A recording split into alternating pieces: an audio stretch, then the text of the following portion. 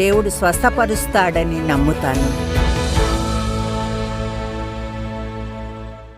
శోధన అందరి వద్దకు వస్తుంది.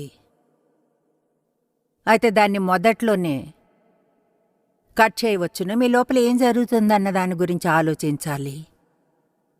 ఈరోజు మీకు చెప్పాలి అనుకున్న ముఖ్యమైన సందేశం అదేమిటంటే, మీ లోపల జరిగేదాని మీద గమనం ఉంచండి. ఎందుకంటే దేవుడు ఎక్కువగా పట్టించుకునేది దాని గురించే.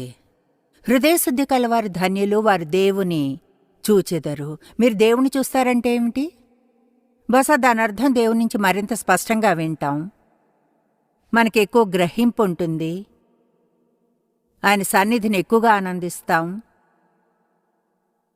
బైబిల్ చెప్తుంది, నిమ్మళమైన సాత్వికమైన మంచి హృదయాన్ని దేవుడు ప్రేమిస్తాడని. ఆయన మీ జుత్తుని గురించి, నగలు, అటువంటి బాహ్యమైన విషయాలను గురించి అంతగా చింతించవద్దని చెప్తాడు. అయితే లోపల జరిగే దాని మీద ఎక్కువ గమనం ఉంచమంటాడు. మీరు బాహ్యమైన దాని మీద వర్క్ చేసినంతగా లోపల జరిగే దాని మీద చేస్తే ఏమవుతుంది?